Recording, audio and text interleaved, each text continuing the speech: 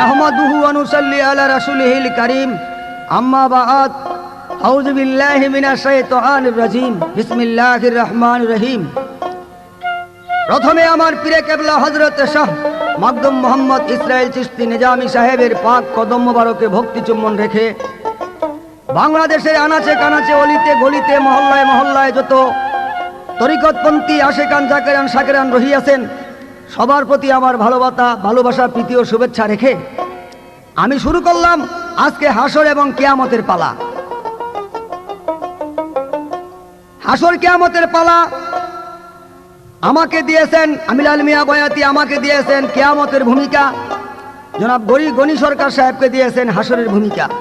এই পৃথিবী আল্লাহ পাক সৃজন করেছেন, আবার হাসরের দিন সমস্ত পৃথিবী ধ্বংস করে দিয়ে আল্লাহ পাক হাসর নসরের বিচার করবেন। কিভাবে করবেন সে আলোচনা করবেন গনি সরকার সাহেব। আমির আল মিয়া বয়াতি করব আপনার কিয়ামত কিভাবে আল্লাহ পাক করবেন সেটা গনি সরকার সাহেব আমার কাছে প্রশ্ন রাখবেন। যাই হোক বাবা, সবার প্রতি আমার আন্তরিক শুভেচ্ছা রেখে আমি একটা কিয়ামতের গান আগে গাই, তারপর ওনার কাছে প্রশ্ন রাখতে চেষ্টা করব। বাকি মালিকের মেহেরবানি। আসসালামু আলাইকুম ওয়া রাহমাতুল্লাহি ওয়া বারাকাতুহু।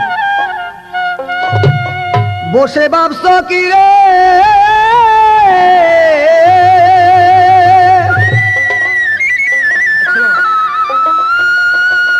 বসে ভাবছো কি রে অবুঝ মন তুই,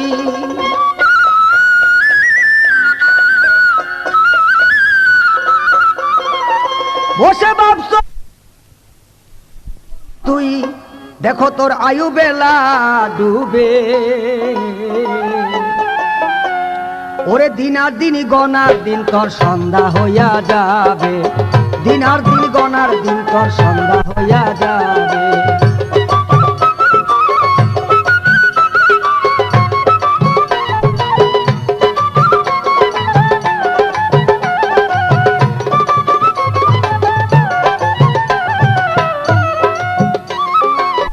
আকাশেতে রক্তের ধারা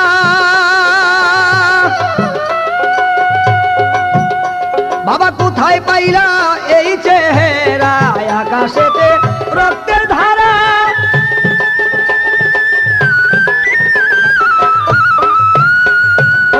কোথায় পাইলা এই চেহারা, দেখো এই না কারো সুখের ভরা, ওরে এই না কারো সুখের ভরা বাবা চিরদিন না রবে, দিন আর দিন গনার দিন তোর সন্ধ্যা হইয়া যাবে।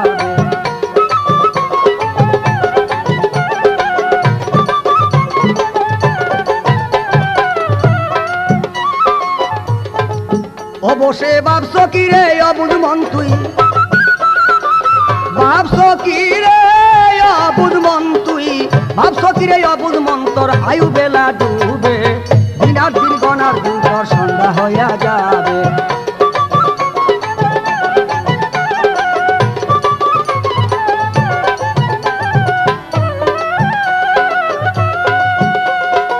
পাখিরা সব দলে দলে করতে আসে ভিড়, ওরে বাবা রাত্র যাপন করবো মজা যার যেখানে আসে নীল, পাখিরা সব দলে দলে রে হারে করতে আসে ভিড়, রাত্র যাপন করবো মরা যার যেখানে আসে নীল। এবার অরণ্যেতে কীট পতঙ্গে বাবা সুর ধরেছে নানান রঙে, অরণ্যেতে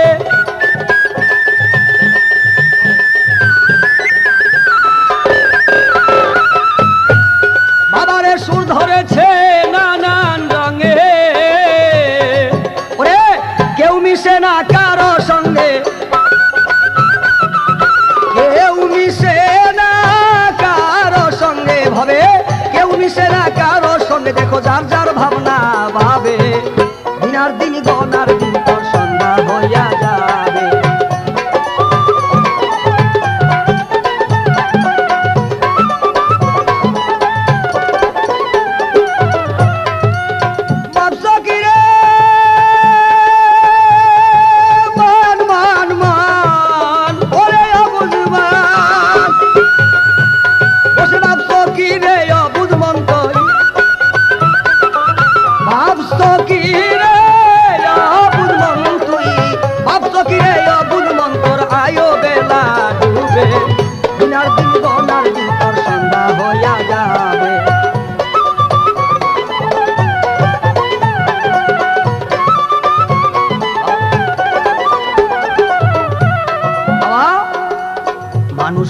মায়া জালে কেন রইলে বান্ধা,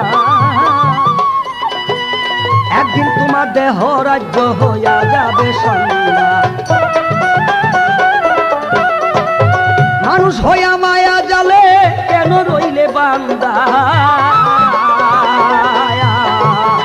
একদিন তোমার দেহ রাজ্য হইয়া যাবে সন্ধ্যা। যখন আসবে কালো নিশি,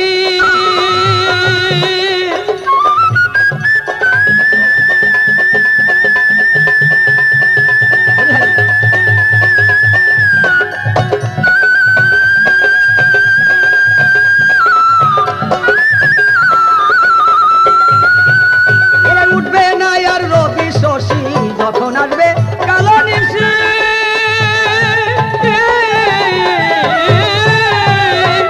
বাবা উঠবে না আর রবি শশী, তাই তো সাধক হালিম বাঁধতে বসি, হালিম সাধক বাঁধতে বসি, আমার সেদিনকে করা হবে দিনার দিন গনার দিন তোর সন্ধ্যা হইয়া যাবে।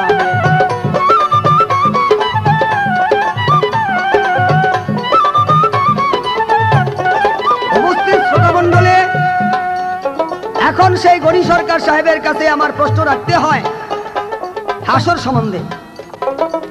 আমার প্রথমে প্রশ্ন থাকবে, আল্লাহ পাক যে হাসর নসর করবেন, এই বান্দারদের থেকে যে হিসাব নিকাশ গ্রহণ করবেন, এই হাসরের মাঠটা আল্লাহ পাক কোন জায়গাতে স্থাপন করিবেন, সেই স্থানটার কি নাম, আর এটা কোথায় করবেন, আর সেটা বর্তমানে যে দিন এবং রাত্র সপ্তাহ মাস যায়, যদি হাদিস শরীফে এমন কোনো কিছু প্রমাণ আছে কিনা যে ওই হাসরের নসরের বিচারটা আল্লাহ পাক অমুক চাঁদের অমুক মাসের অত দিনে আরম্ভ করিলেন, অত তারিখে।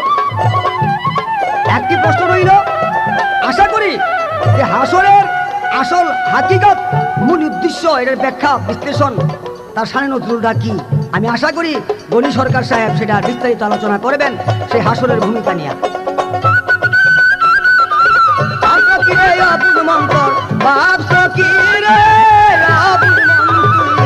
আয়ু বেলা ডুবে, দিনার দিন গনার দিন তোর সন্ধ্যা হইয়া যাবে, দিনার দিন গনার দিন তোর সন্ধ্যা হইয়া যাবে, দিনার দিন গনার দিন তোর যাবে, দিনার দিন গনার দিন তোর।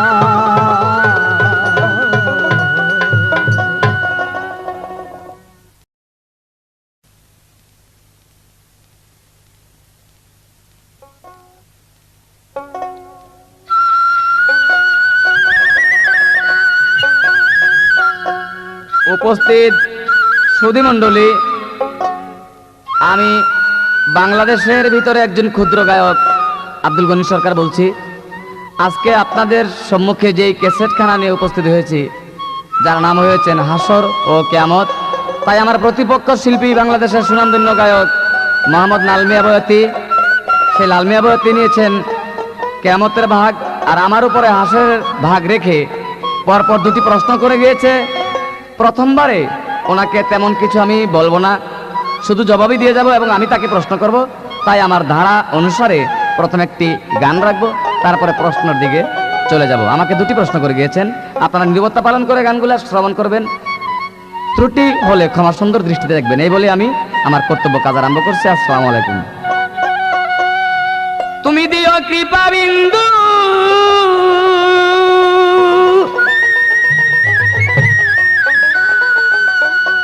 তুমি দিও কৃপা বিন্দু, করুণার সিন্ধু,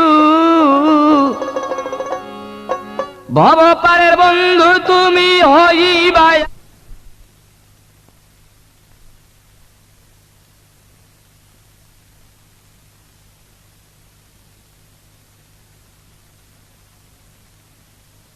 আমার কণ্ঠ পুরে নবী আয় রে,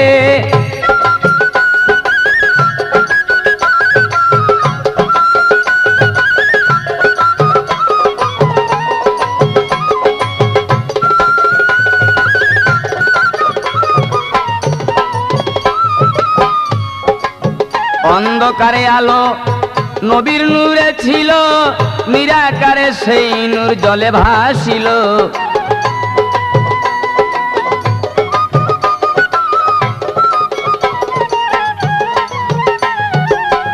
অন্ধকারে আলো নবীর নূরে ছিল, নিরাকারে সেই নূর জলে ভাসিল। নূরেরই সঙ্গে কুদরতে মাওলার, নূরেরই সংসার কুদরতে মাওলার, সারে জাহান তৈয়ার মোহাম্মদী নূরে নবী। আয় রে নবী আমার কণ্ঠ পুরে নবী, আয় রে।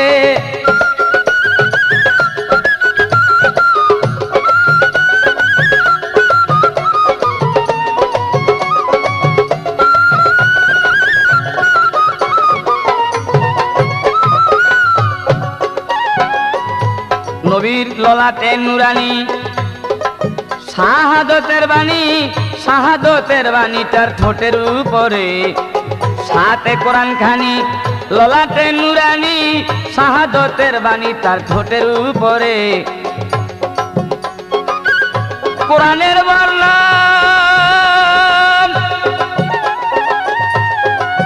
কোরআনের বর্ণন করিতে বিতরণ,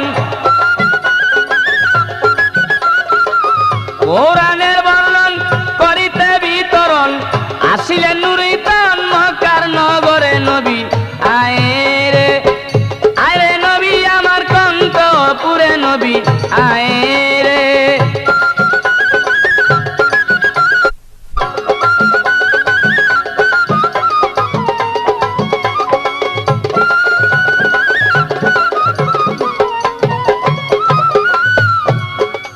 আমার আপে আল্লাহ সোবাহান, আপনার খাজবান কোরআন বকশিশ করিলেন যারে।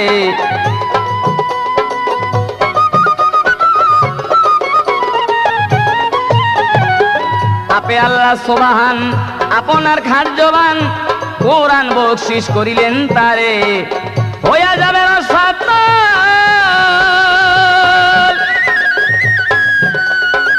হইয়া যাবে রাসাত বন্দেবে দিনের দল,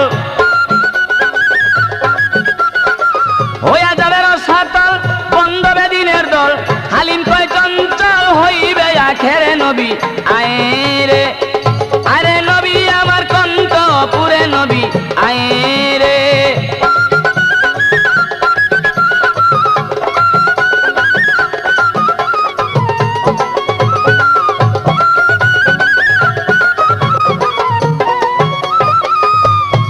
তবে আমাকে যে প্রশ্ন করে গিয়েছে আপনারা নীরবতা পালন করে শুনবেন। সর্বপ্রথম প্রশ্ন করেছে আল্লাহ পাক কাল হাসরের মাঠে নিজে হাকিম হয়ে রাসূলুল্লাহকে উকিল বানায়া, তাই লাল মিয়া বয়াতি সাহেব সেই হাসরের মাঠখানি কোথায় সাজাবে, ইহা পৃথিবীর কোথায়? তাই আমি যতটুক জানি ঠিক অতটুক জবাব সত্য দিতে চেষ্টা করব। আমার জানা মতে হাসরের মাঠ সাজায় আল্লাহ পাক বিচার করবে। উহা থাকবে বর্তমানে আমরা আরব দেশ বলে যেটাকে জানি, সেই আরব শহর পবিত্র মক্কা ভূমির পাশে যেই জায়গাটার নাম আরফাতের ময়দান, সেই আরফাতের ময়দানে আল্লাহ সাজাবে। তবে শুধু আরফাতের ময়দানে হাসরের মাঠ, এত বড় হাসরের মাঠ সাজাবে কি, এই সম্বন্ধে হয়তো যদি কোনো প্রশ্ন রাখে পরে সেই কথা আসবে। যতটুকু প্রশ্ন অতটুকু আমি জবাব দিয়ে গেলাম। আরফাতের ময়দানে আল্লাহ পাক হাসরের মাঠ সাজায়া বান্দার বিচার করবে। হাসর শব্দের অর্থ হলো একত্রিত, হাসর শব্দের অর্থ একত্রিত। আশা করি আপনার যে প্রশ্ন আর বাকি নাই। এবার নতুন করে আমি আপনার কাছে দুটি প্রশ্ন করব, আপনি জবাব দিবেন। হাসর কিয়ামতের পালা হলে দেখা যায় সচরাচর কিছু প্রশ্ন হয়।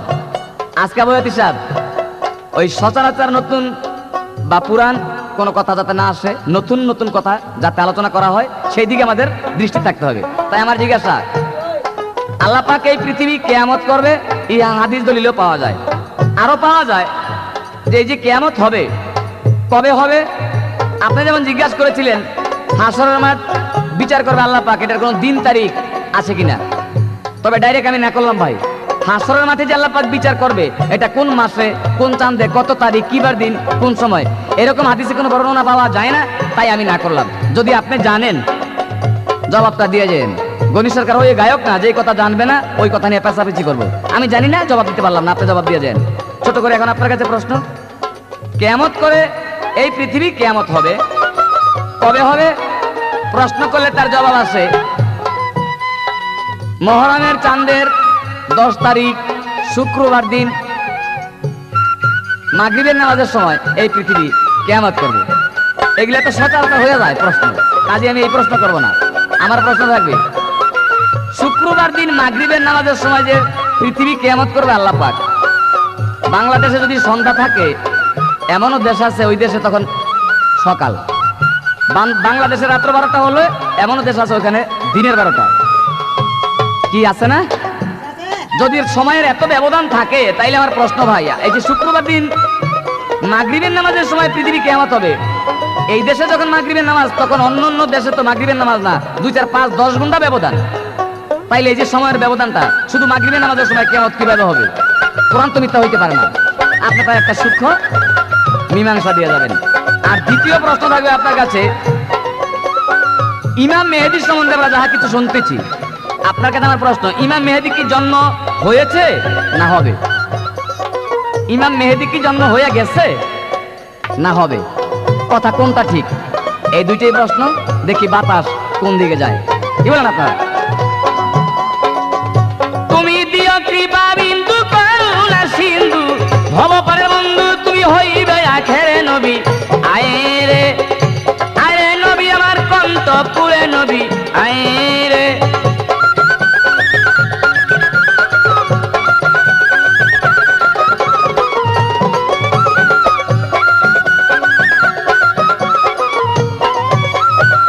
অন্ধকারে আলো নবীর নূরে ছিল, নিরাকারে সেই নূর জ্বলে ভাসিল।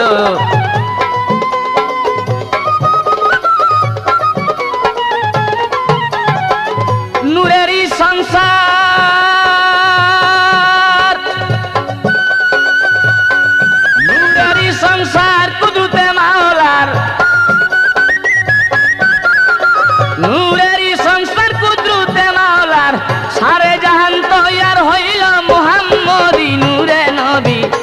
আয়ে রে নবী আমার কন্তপুরে নবী, আয়ে রে নবী আমার কন্তপুরে নবী, আয়ে রে নবী আমার কন্তপুরে নবী, আয়ে রে।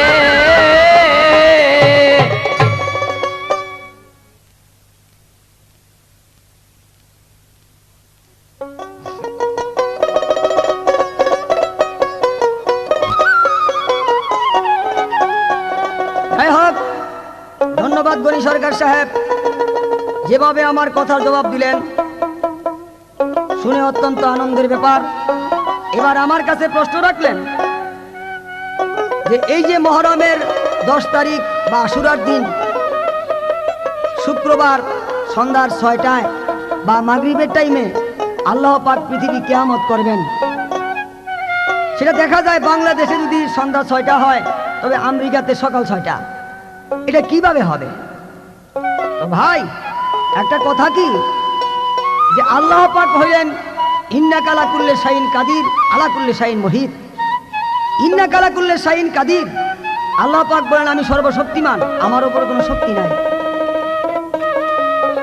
যেমন আমরা হলাম, আল্লাহ পাক হলেন আপনারা অসীম, যার কোনো সীমাবদ্ধ নাই, যার কুদরতের কোনো পারাপার নাই।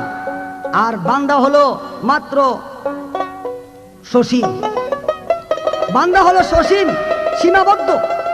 কিরকম সীমাবদ্ধ?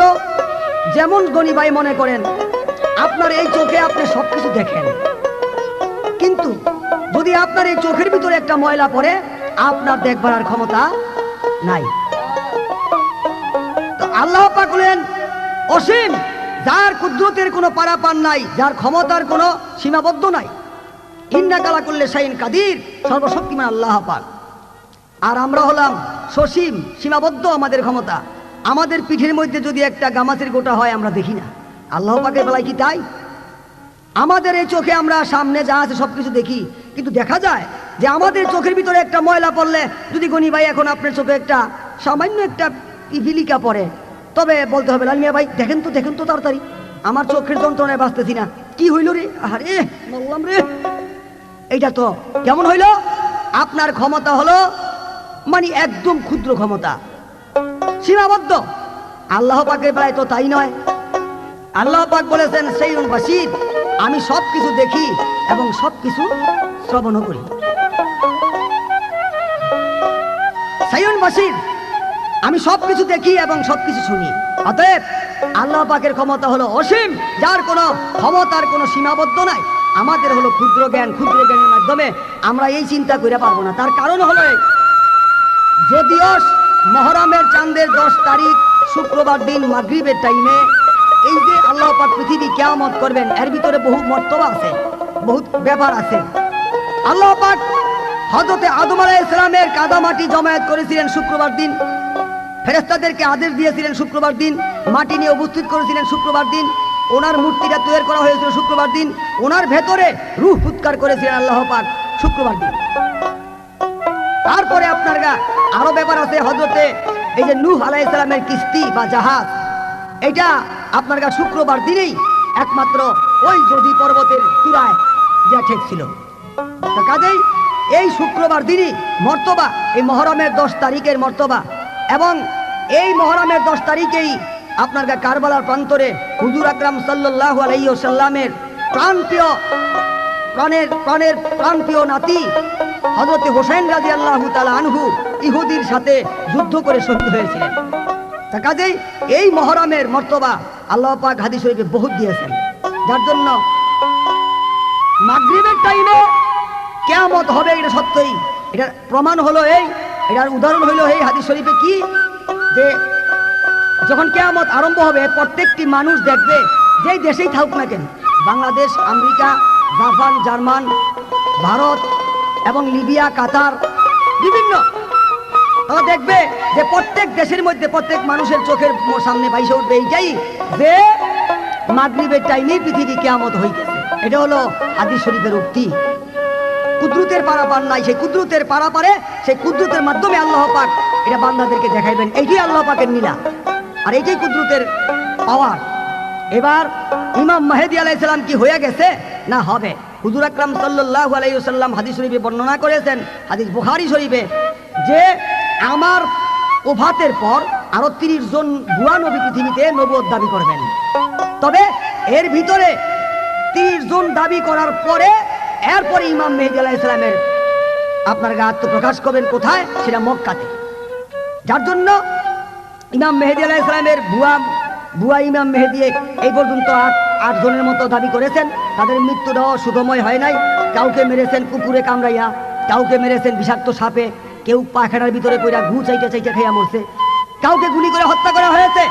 এইভাবে ওই 7 জন 8 জনকে, যেমন গোলাম মোহাম্মদ কাদিয়ানি তাকেও হত্যা করা হয়েছে, এম গোলাম মোহাম্মদ মির্জা তাকেও হত্যা করা হয়েছে। তারা ইমাম মেহেদী মানে ভুয়া নবী নবুয়ত দাবি করেছিলেন। এই পর্যন্ত 8-9 জনের মতো দাবি করেছেন। এরপরে আরো কিছু বাকি রয়েছে।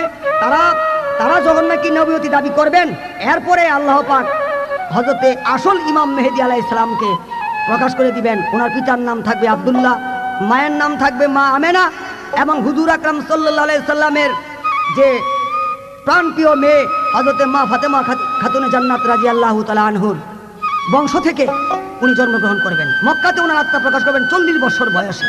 আশা করি আপনার কথাটা হাদিস শরীফে যাহা আছে, আমি বিস্তারিত আলোচনা করলাম হাদিস শরীফে যাহা আছে।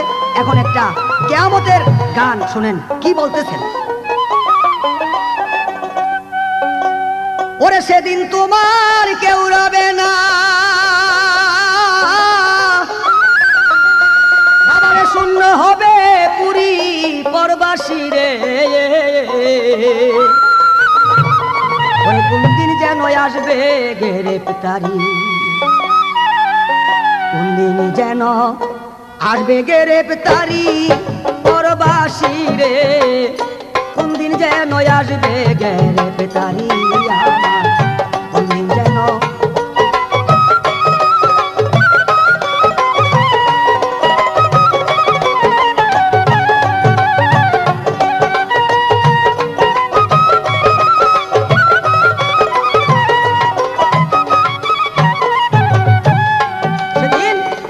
কোথায় রবে পাকা বাড়ি আর কোথায় রে সিংহাসন, কোথায় রবে সুন্দর পোশাক এই সুন্দর বদন রে, এই সুন্দর বদন, এই সুন্দর বদন রে, এই সুন্দর বদন।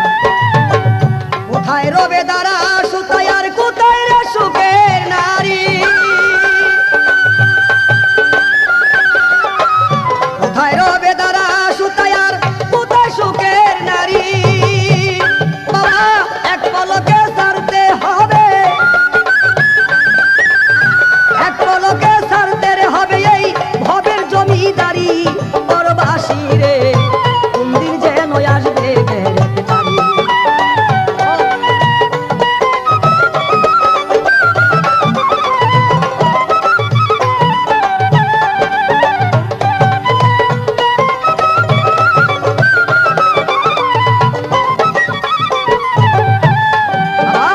মালিকুল মউতর যেদিন সম্মুখে আসিবে, শ্বাস সমুদ্রের পানি সকল শুকাইয়া যাবে রে, শুকাইয়া যাবে।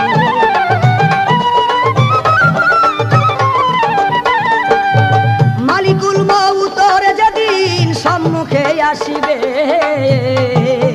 শ্বাস সমুদ্রের পানি সকল শুকাইয়া যাবে রে, শুকাইয়া যাবে, শুকাইয়া। মালিকুল মউতর যেদিন সম্মুখে আসিবে, শ্বাস সমুদ্রের পানি সকল শুকাইয়া যাবে রে, শুকাইয়া যাবে।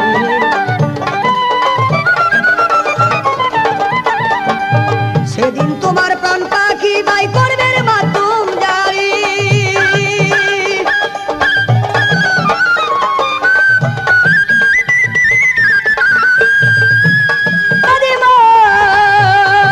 মন রে আমার, সেদিন তোমার প্রাণ পাখি ভাই করবে মাধ্যম জারি।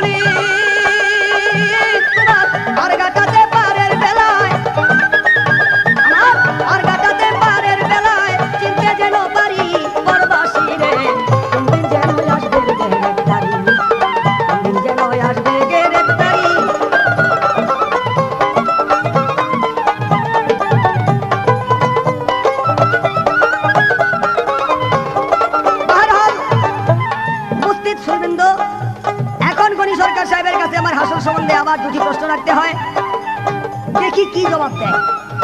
আচ্ছা সরকার সাহেব, আপনি বললেন তো যে হাসরের দিন যখন বিচার নাচার আল্লাহ পাক শুরু করবেন বা যখন আরম্ভ করবেন, ইন দি টাইম আল্লাহ পাকের পবিত্র কোরআন থেকে কিছু তেলাওয়াত করার জন্য আল্লাহ পাক হুকুম দিবেন, হে অমুক আমার পবিত্র কোরআন থেকে কিছু তেলাওয়াত করো। তখন কোন ব্যক্তি প্রথম কোরআন তেলাওয়াত করবেন, ওনার কি নাম এবং কেন উনাকে আল্লাহ পাক বলবেন, তার মধ্যে উদ্দেশ্য কি রয়েছে। তারপরে কতজন, যেমন একটা মিলাদ মাহফিলের মতো হবে, কতজন পয়গাম্বর ওখানে উপস্থিত করা হবে। তারপরে যখন কিছু তেলাওয়াত করার পরে আল্লাহ পাক বলেন শান্ত হয়ে যাও, তুমি পৃথিবীতে ইসলামের জন্য দান শহীদ করো নাই। আল্লাহ পাক বললেন হে আমার হাবিব, হে আমার বন্ধু, আপনি এখন কিছু তেলাওয়াত করুন। আমি বলতে চাই সরকার সাহেব, বলুন তো দেখি প্রথমে কোন ব্যক্তিকে আল্লাহ পাক হুকুম দিবেন যে তুমি কোরআন তেলাওয়াত করো। আরেকটা প্রশ্ন হলো, কোরআন যদি তেলাওয়াত করবেন ওনার টাইমে কিন্তু পবিত্র কোরআন শরীফ পৃথিবীতে অবতীর্ণ হয় নাই, এটা হয়েছে একমাত্র হুজুর আকরাম সাল্লাল্লাহু আলাইহি ওয়াসাল্লামের আমলে। দেখা যায় যে ব্যক্তিকে আল্লাহ পাক বলেন তুমি কোরআন তেলাওয়াত করো, উনি কোরআন তেলাওয়াত করবেন কিভাবে এবং কোন সূরাটার উনি তেলাওয়াত করবেন, ওনার কি নাম, এই আমার প্রশ্ন রইল। আশা করি হাসর সম্বন্ধে গনি সরকার সাহেবের ভালো অবগত আছেন, উনি বিস্তারিত আলোচনা আপনাদের সম্মুখে করবেন। ধন্যবাদ।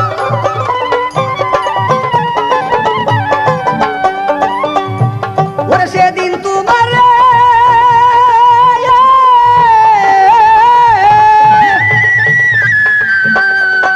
সেদিন তোমার কেউ রবে না, সেদিন তোমার কেউ রবে না, শূন্য হবে পুরী পরবাসী।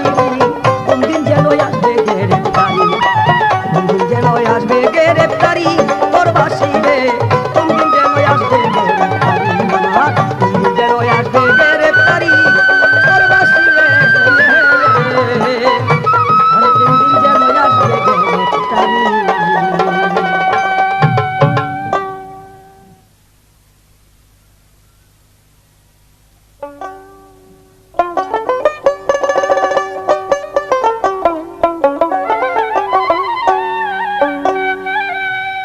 উপস্থিত সুধী মণ্ডলী, ধন্যবাদ প্রতিপক্ষ শিল্পী লাল মিয়া বয়াতি।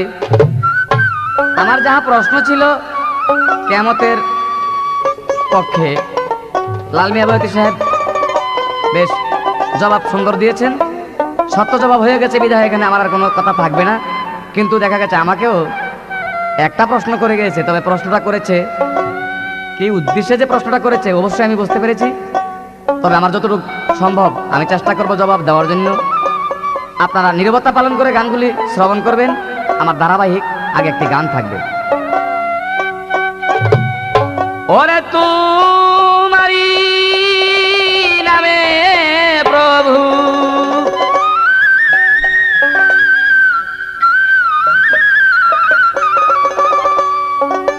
ওরে তোমারি নামে প্রভু, দিয়াছি সাতার,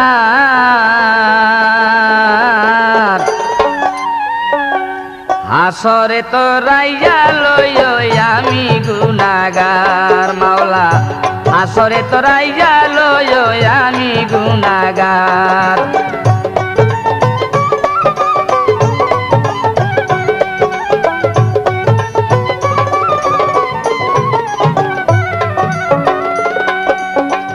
তুমি আমার মাবুদ মাওলা, তুমি আমার কর্ণধার, তুমি আমার সৃজনকর্তা, তুমি পরওয়ারদিগার।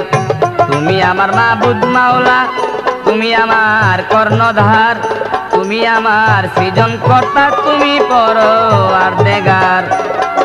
তুমি পাহাড়কে দরিয়া করো, পাহাড়কে দরিয়া করো, বাধা দিবার সাধ্য কাজ, হাসরে তোরাইয়া লই আমি গুনাগার মাওলা, হাসরে তোরাইয়া লই আমি গুনাগার।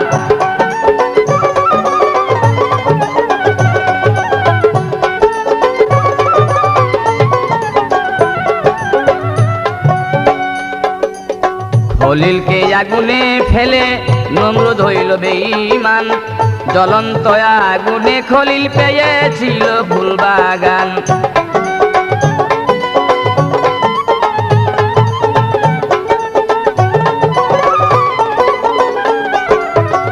খলিলকে আগুনে ফেলে নমরুদ হইল বেঈমান, জ্বলন্ত আগুনে খলিল পেয়েছিলেন ফুলবাগান। দেখাইলেন সামনে প্রমাণ, ভুলা মন মন মন মন মন এর পাগল মন। ওরে দেখাইলেন সামনে প্রমাণ, দেখাইলেন সামনে প্রমাণ, কোরআনে তা হয় প্রচার। হাসরে তো রাইয়া লয় আমি গুনাহগার মাওলা।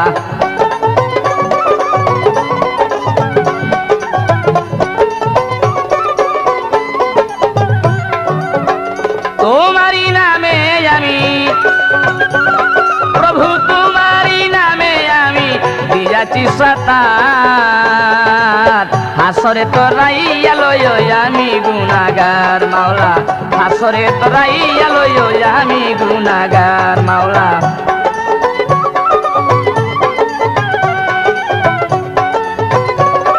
তবে উপস্থিত সুধীমণ্ডলী, আমার প্রশ্নের জবাব দিয়া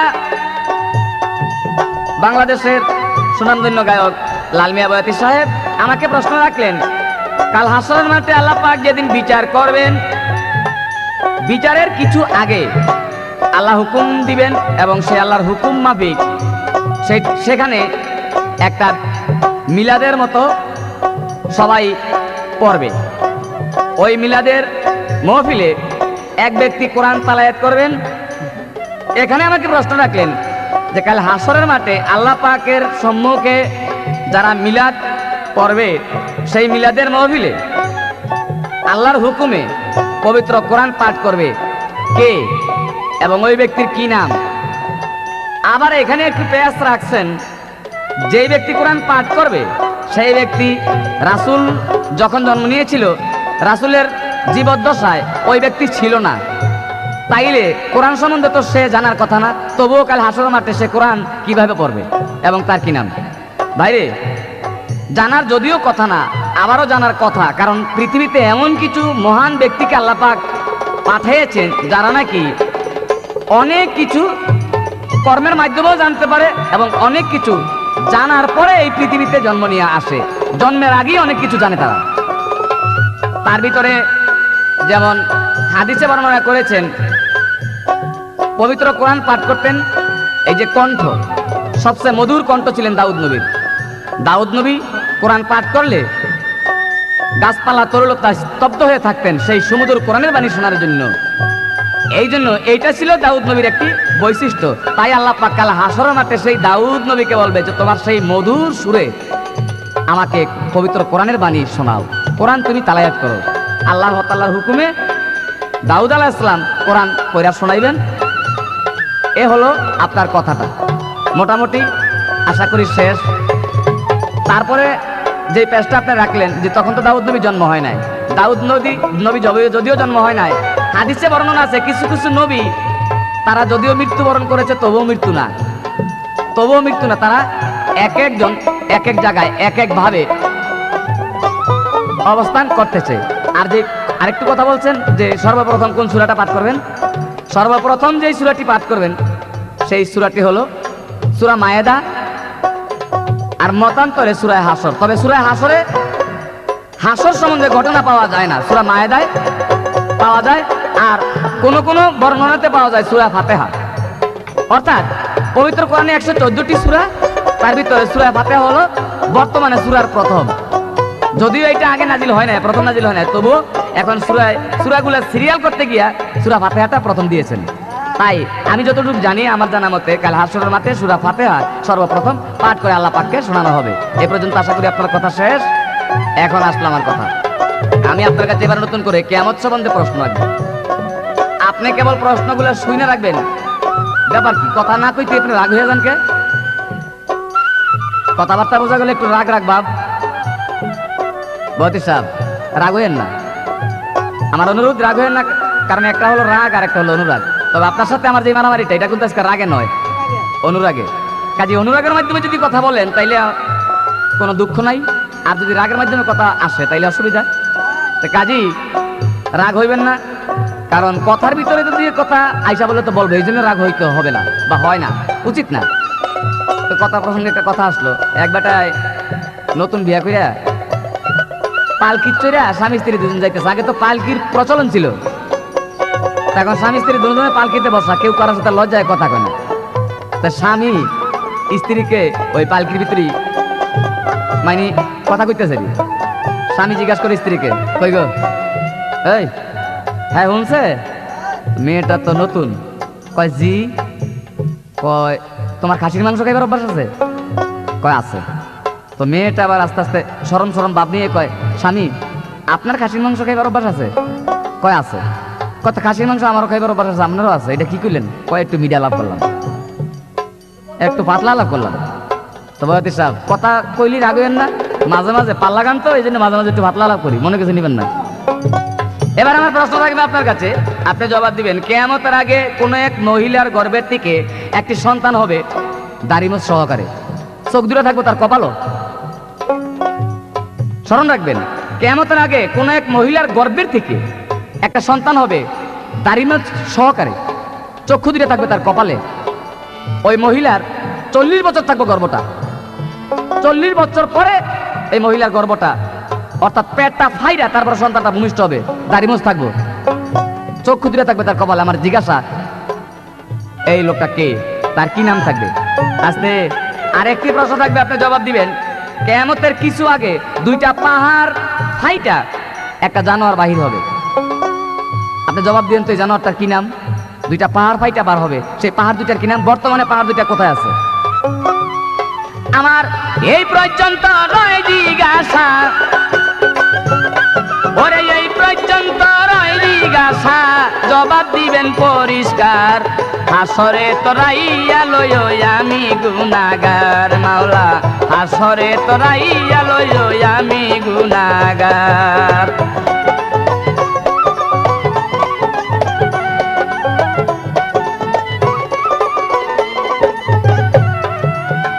তোমারি নামে আমি, তোমারি নামে আমি দিয়াছি সাতার, হাসরে তোরাইয়া লয় আমি গুনাহগার, মাওলা হাসরে তোরাইয়া লয় আমি গুনাহগার, মাওলা হাসরে তোরাইয়া লয় আমি গুনাহগার।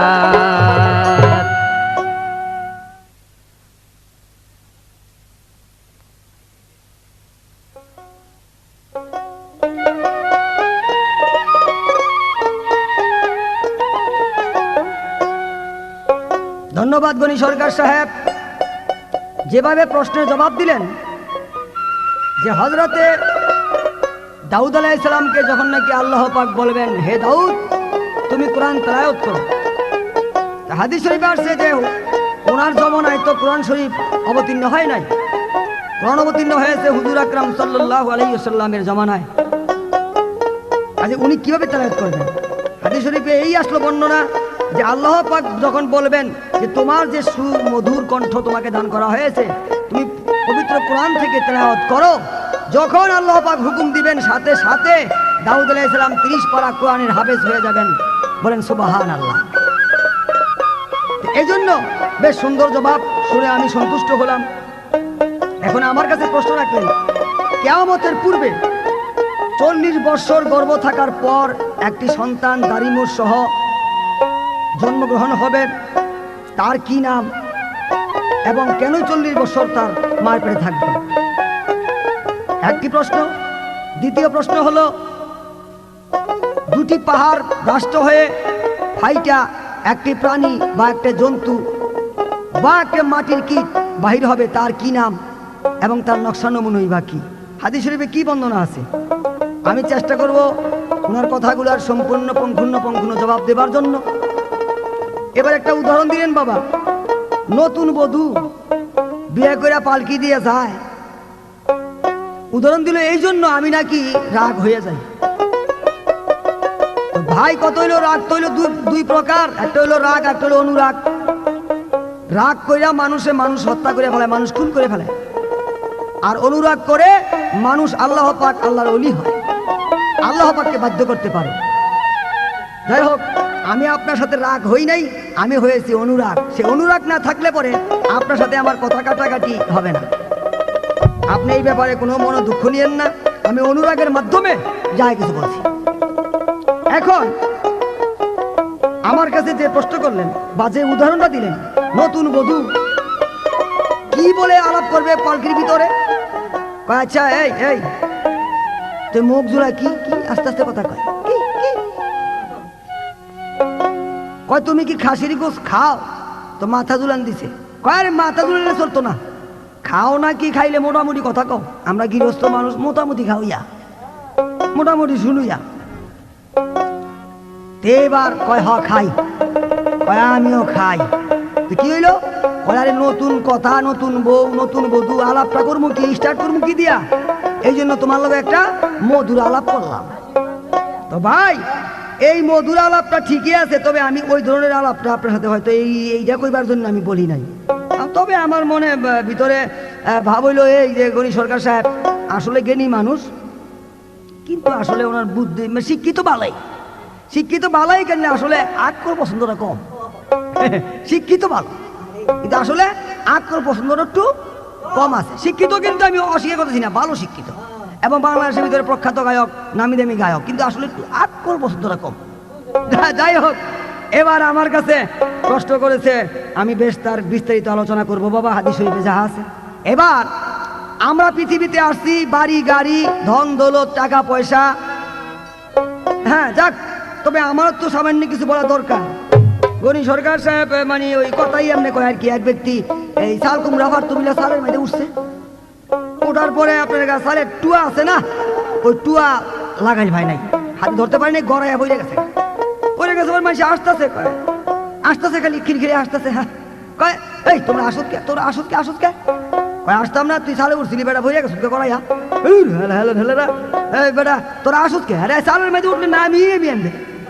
তে আসলে গনি সরকার সাহেব কতই কয় আর কি আনবে, এইটা কোনো ব্যাপার না। যাই হোক, এবার শোনেন লালন ফকির সাহেব কি বলে গেছেন, যে কিয়ামতের পূর্বে এর একটি কিয়ামতে যে হবে পৃথিবীতে, আল্লাহ পাক গাড়ি বাড়ি, দ্বন্দ্ব, টাকা পয়সা, সোনা দানা সব ফেলে দিয়া একদিন খালি হাতে চলে যেতে হবে, তোমার সঙ্গে সাথী কেউ হবে না।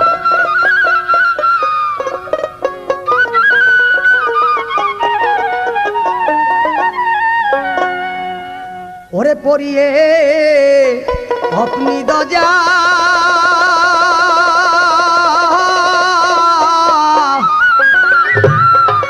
বাবা, পরিয়ে কপনি দজা মজা উড়ালো ফকিরি,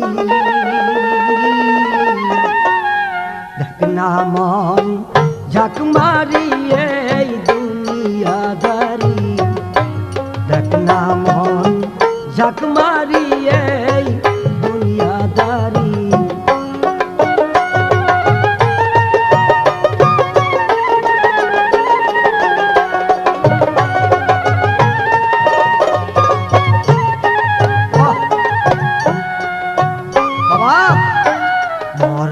আশার ভাষা এ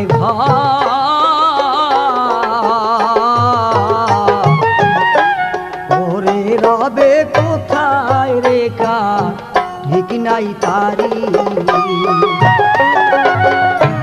বড় আশার বাসায় এ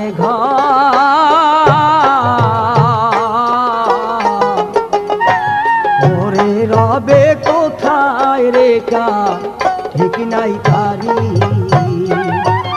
তোর পিছে পিছে ঘুরছে সবার,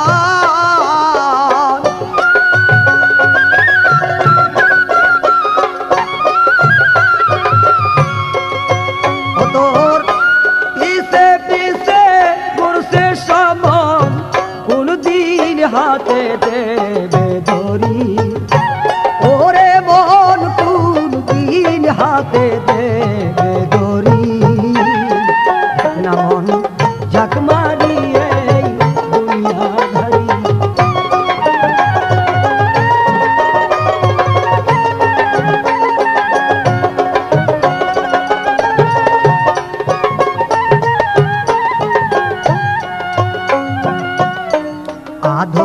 ভাই বন্ধু জনা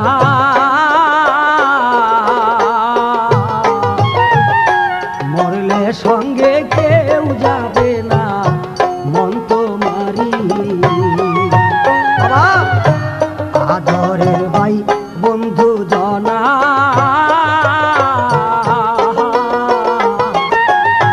মরলে সঙ্গে কেউ যাবে না মন তোমারি তোমায় খালি হাতে একা পথে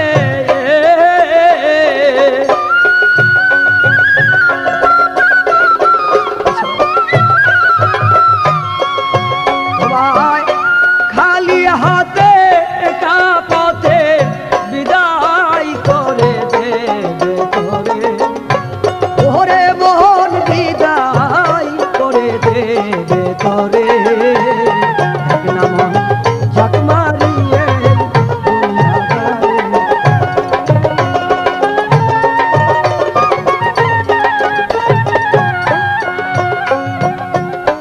যা ইচ্ছা তাই করো রে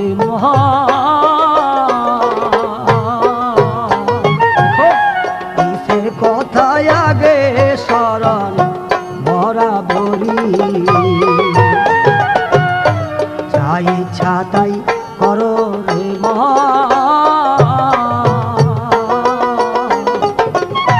কিসের কথা রে স্মরণ বরাবরি গোসাই সিরাজ সাইকা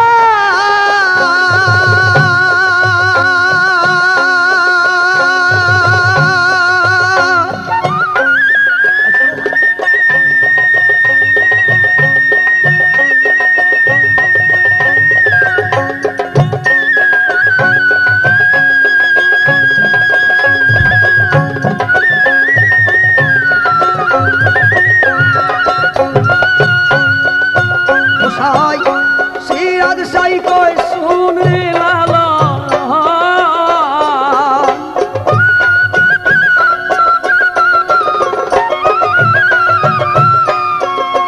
গোসাই সিরাজ সাই কই শুন রে লালা হসিনা কারো এন্তেজারি ওরে মন হসিনা কারো এন্তেজারি না মন জাক মারিয়ে দুনিয়া ধরি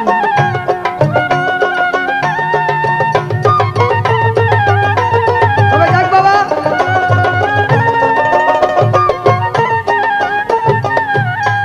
ওই সন্তানরা 40 বছর তার মাতৃগর্ভ থেকে তারপরে মাতৃর গর্ভটা আপনার গা ভ্রষ্ট হয়ে একবারে জন্মগ্রহণ হবে তাহার কিবা নাম তিনি আমার কাছে চায় হাদিস শরীফের বিস্তারিত আলোচনা রয় তার নাম হবে বাবা কানে দাজ্জাল বা খারো দাজ্জাল এইটা হাদিস শরীফে রয় দেখো 40 বছর বয়সে তার জন্ম হবে সেইটা হাদিসে যখন জন্ম হইয়া যাবে তার এক হাতে থাকবে বাবা জান্নাত বা বেহেশত আর এক হাতে থাকবে দোজখ দেখো ওই কানে দাজ্জাল মানুষকে একটা চোখ কানা থাকবে বিদায় হাদিস শরীফে বলে কানে দাজ্জাল এই কানে দাজ্জাল বাহির হইয়া দুনিয়াটা ভ্রমণ করিবে যত মানুষকে তাদেরকে আছে তা সেই ব্যক্তি কুমন্ত্রণা দিবে তাই হাদিস শরীফে এই পর্যন্ত বর্ণনা রয় বাবা আরো কিছু রয় স্বল্প কথার মাধ্যমে কি বিস্তারিত আলোচনা করা যায়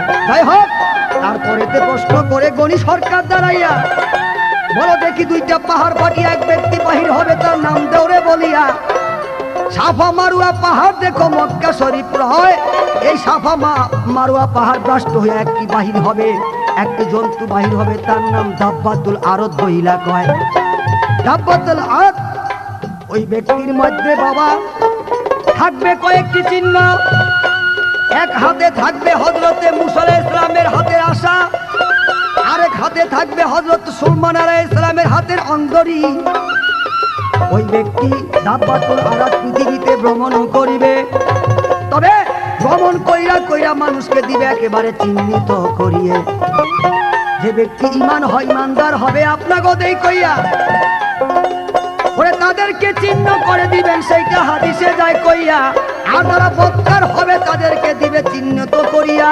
তারপরেতে বৎকাদের চেহারা মোবারক যাবে বাবা কালা কুর্সি হইয়া। আর ওই যে নেকি বান্দা যারা হবে তাদেরকে দিবে চিহ্ন করে, তারপরে তাদের চেহারা মুবারক আরো উজ্জ্বল যাবে হয়ে। এই পর্যন্ত প্রশ্ন ছিল রত্ন সবার স্তর, আশা করি পূরণ হইল সেটা হাদিসের ভিতর। যাই হোক, যদি কোনো ভুলভ্রান্তি হয়ে থাকে বাবা আপনার ওদের কইয়া লাল মিয়ারে মাফ করিবেন নিজ গুণে ক্ষমা করিয়া।